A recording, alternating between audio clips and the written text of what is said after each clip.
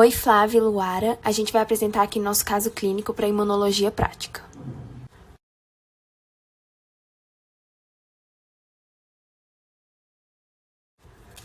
O nosso caso é sobre o paciente RMS, sexo masculino, de 36 anos, leucodermo, de procedência e naturalidade de Belém, casado e engenheiro elétrico. Ele chega com uma queixa principal de dificuldade de respirar, que foi piorando com o tempo, muita dor de cabeça, fraqueza, inchaço nas pernas e cansaço. Sua história da moléstia atual. Ele chegou acompanhado pela esposa na unidade de saúde, relatando dispneia, cefaleia, fraqueza e cansaço intenso, que vem piorando nos últimos meses. Ele também relatou que aproximadamente 6 dias iniciou um quadro de tosse seca, aparecimento de edema nos membros inferiores e também vem sentindo dores precordiais, que são desencadeadas por ansiedade e excesso de esforço físico, melhorando com o repouso. Sua história patológica pregressa. O paciente nega comorbidades, relata retirada de cisto cutâneo, nega diabetes, transfusões de sangue e uso de medicamentos. Sua história familiar. O pai tem diabetes, a mãe tem hipertensão. E sua história social. O paciente mora em casa de alvenaria, mas ele alega ter passado toda sua infância em casa de pau a pique. Ele faz uso de água filtrada, tem uma alimentação saudável, realiza exercícios físicos constantemente, nega tabagismo, etilismo e uso de qualquer droga ilícita. Na anamnese especial, o paciente apresentava como sintomas gerais dispneia, cefaleia, fadiga, fraqueza e edema nos membros inferiores. Na pele, fâneros, foi identificado palidez cutânea mucosa e cianose central e periférica. No sistema respiratório, o paciente encontrava-se taquidispneico, com murmúrio vesicular diminuído bilateralmente e apresentava estertores bolhosos na base direita. Em relação ao sistema cardiovascular, o coração estava palpável a nível da linha axilar anterior e tinha desdobramento fixo da segunda bolha.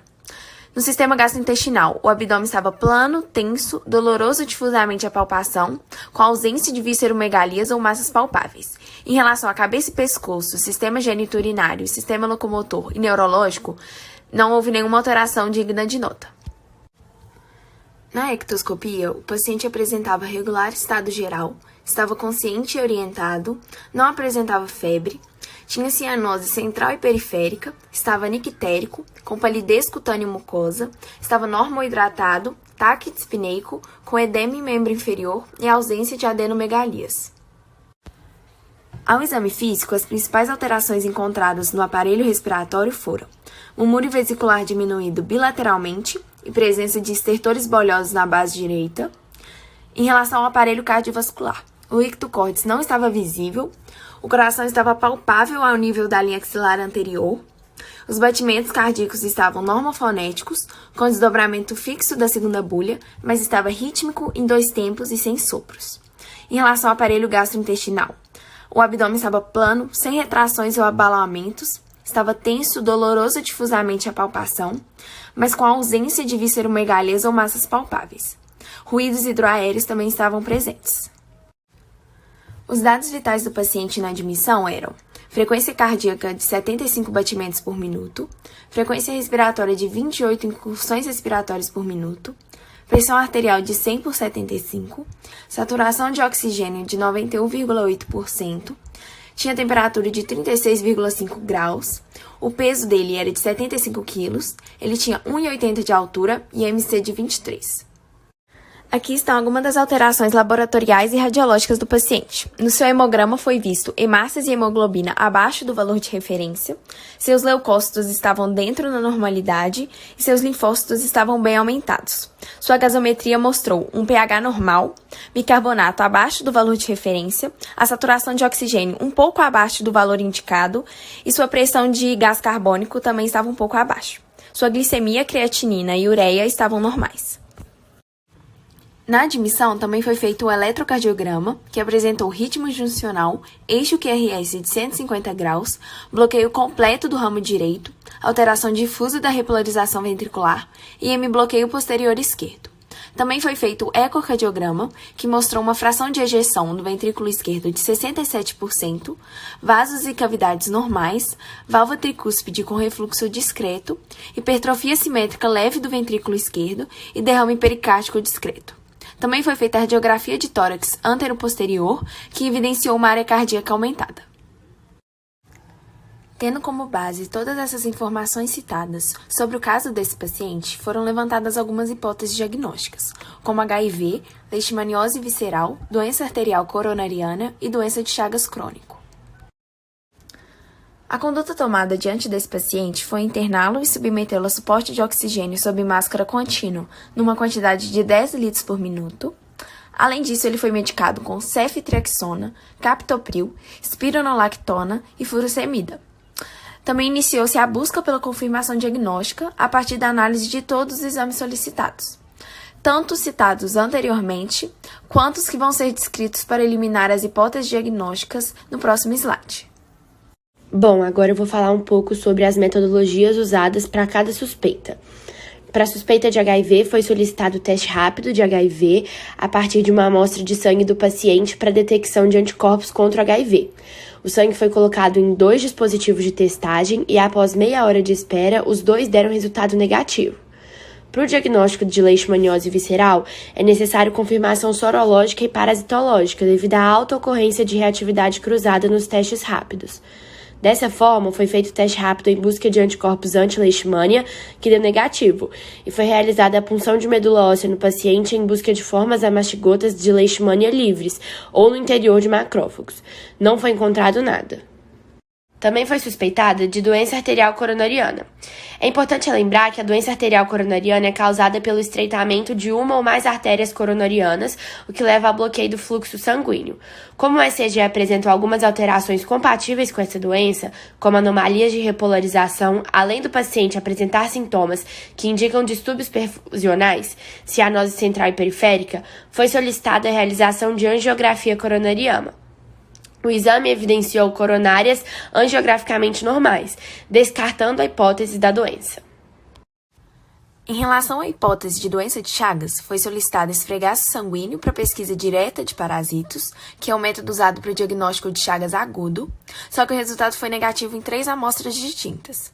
Dessa forma, também foi solicitada hemaglutinação indireta e ELISA, que são importantes para a detecção de Chagas crônico. O resultado para esses 2 testes foi reagente para T-cruzi e eles vão ser melhores descritos nos próximos slides. A primeira imagem é a representação esquemática da reação de hemaglutinação indireta. Essa reação se baseia na aglutinação de hemácias sensibilizadas com antígeno Trypanosoma cruzi em presença de soro contendo anticorpos contra esse parasita. Na primeira etapa, adiciona-se a amostra, que sendo reagente contém anticorpos anti-Trypanosoma cruzi. O suporte em geral é uma placa de microtitulação, produzida geralmente em poliestireno transparente, com 96 cavidades ou em tiras de 8 ou 12 cavidades com fundo em V ou em U.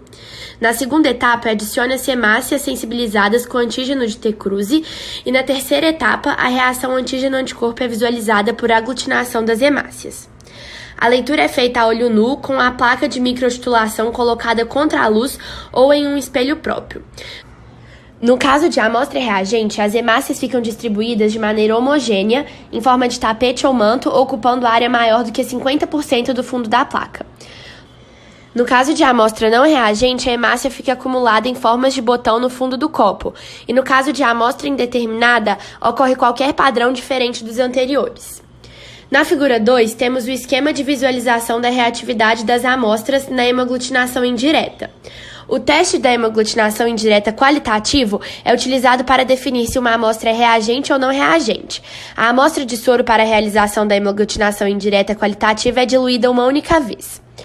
Já o teste da hemaglutinação indireta quantitativo ou paratitulação é utilizado para confirmar os resultados das amostras reagentes ou indeterminadas na hemaglutinação qualitativa e para definir o título das amostras reagentes. Para a titulação é feita a diluição seriada das amostras de soro. As diluições da amostra para o teste quantitativo são preparadas, em geral, na razão 2, a partir da diluição do teste qualitativo. A primeira imagem exemplifica a diluição seriada quantitativa. É importante observar que é preciso homogeneizar cada diluição antes de fazer a seguinte. Depois de diluir, é preciso determinar o título da amostra. Para determinar o título, é necessário testar cada uma das diluições da amostra em um poço da placa de microtitulação.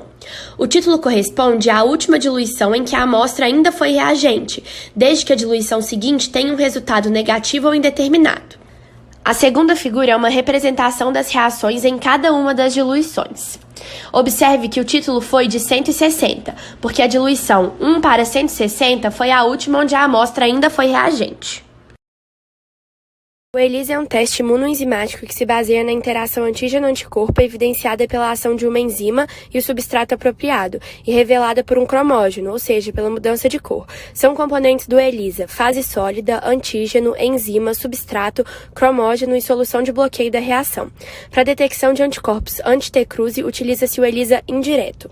A imagem mostra um teste ELISA indireto para uma amostra reagente. Na primeira etapa, os antígenos são adsorvidos à fase sólida. Na segunda etapa, é adicionada a amostra que, caso seja reagente, contém anticorpos específicos que se ligam à fase sólida. Na terceira etapa, com a adição de um conjugado, ocorre a interação conjugado de anticorpos da amostra e na quarta etapa adicionam-se o substrato e o cromógeno. Na quinta etapa, a ação da enzima no substrato é revelada pelo cromógeno, que sofre o processo de oxidação, dando origem a um produto com cor, que varia de acordo com o tipo de cromógeno utilizado. Também é adicionada uma solução de bloqueio para interromper o processo de oxidação, para que não ocorram resultados falsos positivos. No dia seguinte à admissão, o paciente evoluiu com abafamento de bolhas cardíacas, aumento da frequência respiratória e alteração eletrocardiográfica com bloqueio atrioventricular total. Com isso, foi implantado o marcapasso cardíaco provisório de urgência e iniciado drogas vasoativas, como a dopamina. Também, depois da confirmação diagnóstica de infecção por T-cruzi, foi iniciado o benzonidazol, e ele permaneceu internado por mais alguns dias, sem necessidade de suporte ventilatório, com a prescrição de benzonidazol até o 60º dia de tratamento. Ele recebeu alta assintomático e em bom estado geral. Na discussão, vamos abordar um pouco sobre o que é a doença de Chagas. Ela é uma infecção causada pelo Trypanosoma cruzi e seu período de incubação varia entre 1 a 3 semanas, podendo ser caracterizada por duas fases, aguda e crônica.